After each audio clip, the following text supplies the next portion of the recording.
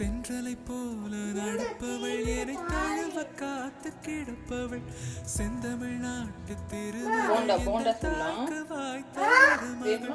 சிந்தையில் தாவும் பூங்கிழி அவள் சொல்லிடும் வார்த்தை தேன்துளி அஞ்சகம் போல இருப்பவள் கொட்டும் அருவி போல சிரிப்பவள் மெல்லிய தாமரை காலெடுத்து பழகும் பூந்தேறு மெட்டியை காலில் நான்